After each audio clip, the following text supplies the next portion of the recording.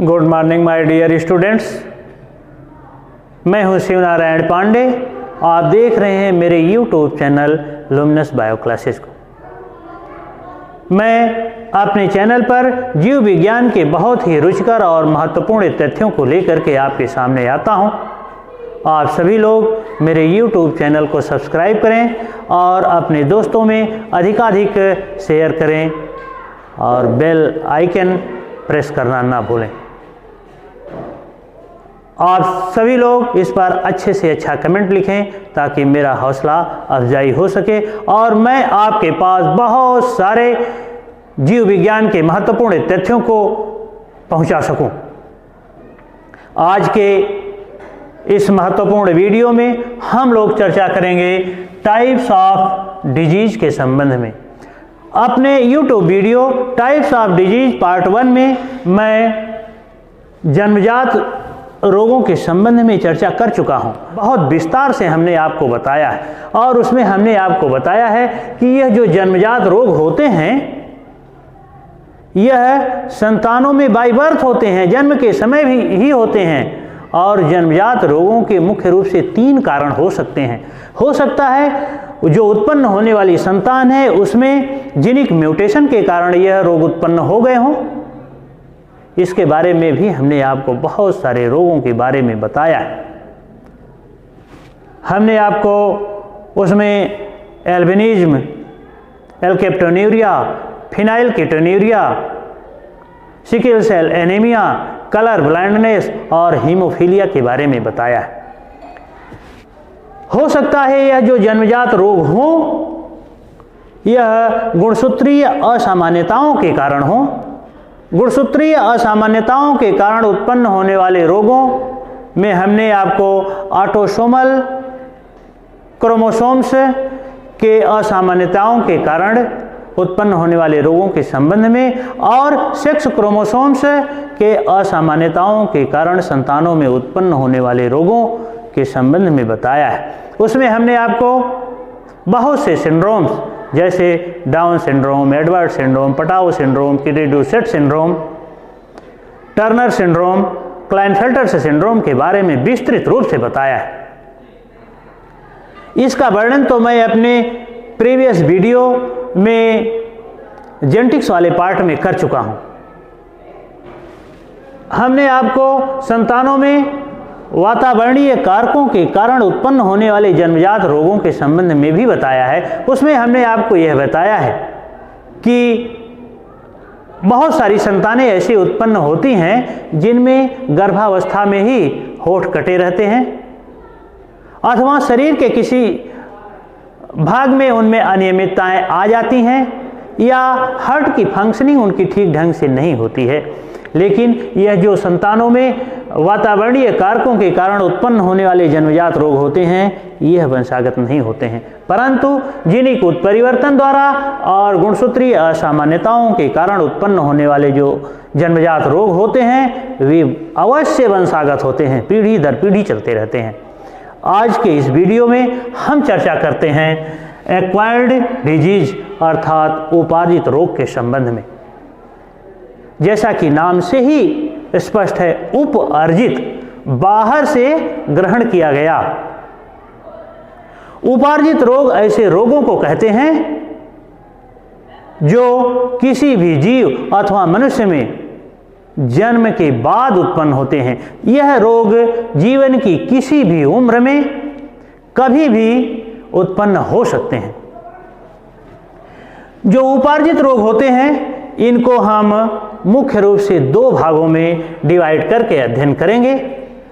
उपार्जित रोगों को इन्फेक्शियस डिजीज अर्थात कम्युनिकेबल रोग जिसे संक्रामक रोग भी कहते हैं, और दूसरा नॉन इन्फेक्शियस डिजीज अर्थात नॉन कम्युनिकेबल डिजीज जिसे असंक्रामक रोग कहते हैं। इस तरह से उपार्जित रोगों को कुल 2 भागों में विभाजित किया गया है। सर्वप्रथम हम चर्चा करते हैं इन्फेक्शियस डिजीज अर्थात कम्युनिकेबल डिजीज के संबंध में। जो इन्फेक्शियस डिजीज होती हैं यह रोगों के संचरण के आधार पर दो भागों में इन्हें विभाजित किया जा सकता है। नंबर 1 कंटेजियस अर्थात संसर्गक डिजीज। नंबर 2 नॉन कंटेजियस अर्थात असंसर्गक डिजीज। जो कंटेजियस डिजीज होती हैं यह किसी भी रोगाणु अर्थात पैथोजन के संपर्क में आने अथवा किसी रोगी के संपर्क में आने के कारण यह बीमारी हो जाती है। ऐसी बीमारी जो किसी भी रोगाणु अथवा रोगी के संपर्क में प्रत्यक्ष अथवा अप्रत्यक्ष रूप से आने अथवा उनके साथ सोने बैठने हाथ मिलाने उनके संपर्क में रहने उनके तौलिया इस्तेमाल करने उनके साथ पानी के हौज में नहाने उनके वस्त्रों का इस्तेमाल करने अथवा उनका जूठा खाने से यह बीमारी हो जाती है। जो कंटेजियस डिजीज होती हैं इसको भी रोगाणु के आधार पर कई भागों में विभाजित किया जा सकता है। मैं कुछ बीमारियों को जो संसर्गक होती हैं उसके संबंध में बात करता हूं आपसे। जैसे जो कंटेजियस डिजीज होती हैं वह या तो विषाणुओं के द्वारा उत्पन्न हो सकती हैं अथवा जीवाणुओं द्वारा उत्पन्न हो सकती हैं या कवकों द्वारा उत्पन्न हो सकती हैं या विभिन्न प्रकार के प्रोटोजोअन्स द्वारा भी ये बीमारियां उत्पन्न हो सकती हैं। विषाणुओं द्वारा उत्पन्न होने वाले रोगों में इन्फ्लुएंजा, सर्दी जुकाम, चेचक और इस समय तो एक बहुत ही भयानक और पैंडेमिक डिजीज भी फैली हुई है जिससे भारत ही नहीं विश्व के 112 देश उस भयंकर लाइलाज वैश्विक बीमारी से जूझ रहे हैं। उस बीमारी का नाम है कोविड।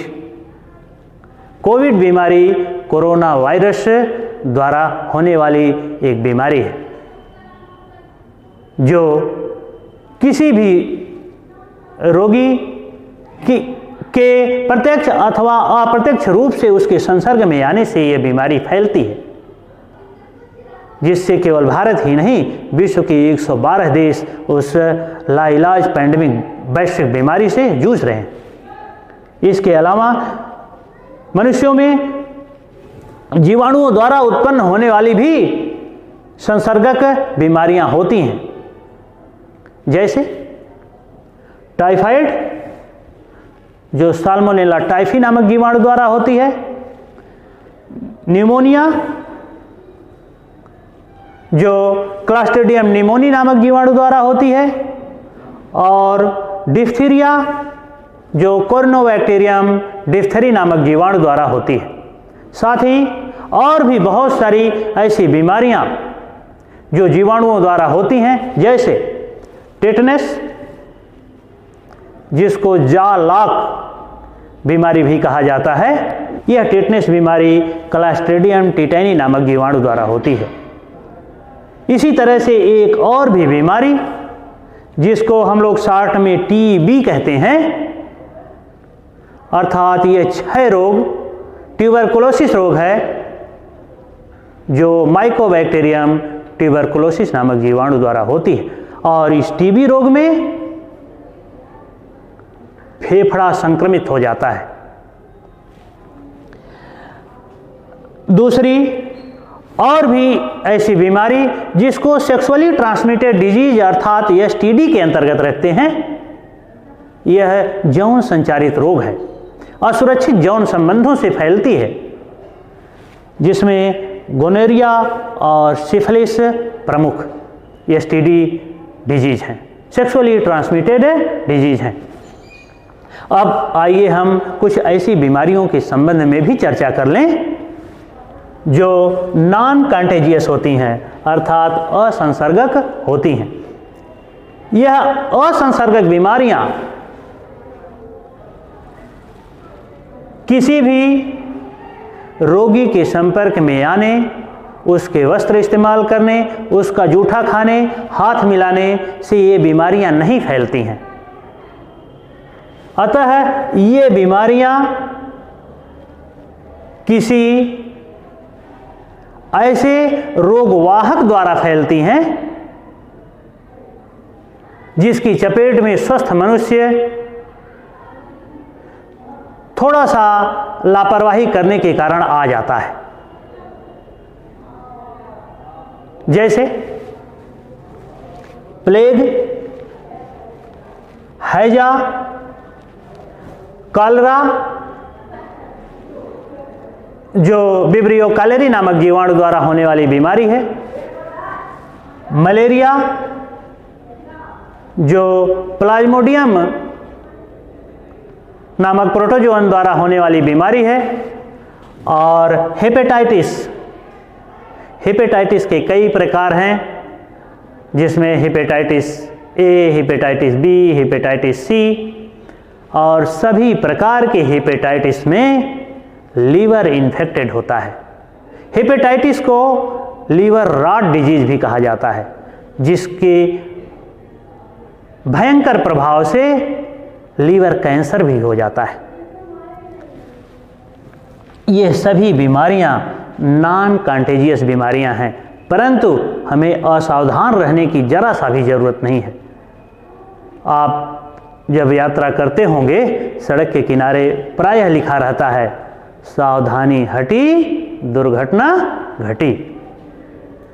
इसलिए हम सभी को बहुत ही स्वच्छतापूर्वक और सजगतापूर्वक जीवन निर्वाह करने हैं। आइए उपार्जित रोगों में हम कुछ इस प्रकार के भी रोगों के संबंध में अध्ययन करें जो असंक्रामक रोग होते हैं, नॉन कम्युनिकेबल डिजीज होती हैं, और यह नॉन कम्युनिकेबल डिजीज व्यक्तिगत होते हैं। यह किसी भी रोगी के संपर्क में आने, उसके वस्त्र इस्तेमाल करने, हाथ मिलाने अथवा चुम्बन लेने, या उसके साथ हौज में नहाने, उसके बिस्तर पर बैठने से ये बीमारियां नहीं होती हैं। यह जो असंक्रामक बीमारियां हैं, यह कुछ बुरी आदतों के कारण, जैसे अल्कोहल का सेवन करने, तंबाकू का सेवन करने, गुटखा पान पुकार का सेवन करने के कारण हो सकती हैं। इन नॉन इन्फेक्शियस डिजीज में कुछ ऐसी भी बीमारियां होती हैं जो आहार में पोषक पदार्थों के उचित मात्रा में उपलब्ध न होने के कारण होती हैं।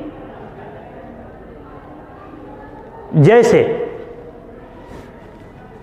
क्वाशरकोर और मेरेस्मस नामक रोग जो बच्चों में होते हैं, वह बहुत दिन तक आहार में प्रोटीन की कमी के कारण बीमारियां होती हैं। परंतु कुछ ऐसी भी बीमारियां होती हैं जो भोजन में विटामिन्स की कमी के कारण हो जाती हैं, और ऐसी सभी बीमारियां जो भोजन में विटामिन्स की कमी के कारण होती हैं, ऐसी सभी बीमारियों को डेफिशिएंसी डिजीज अर्थात अपूर्णता रोग कहा जाता है। जैसे विटामिन बी की कमी से बेरी, विटामिन सी की कमी से स्कर्वी, विटामिन ए की कमी से रतौंधी और जीरोफ्थैल्मिया रोग, विटामिन डी की कमी से रिकेट्स, विटामिन ई की कमी से नपुंसकता, और विटामिन के की कमी से हेमोरेज और ब्लड का थक्का न जमना।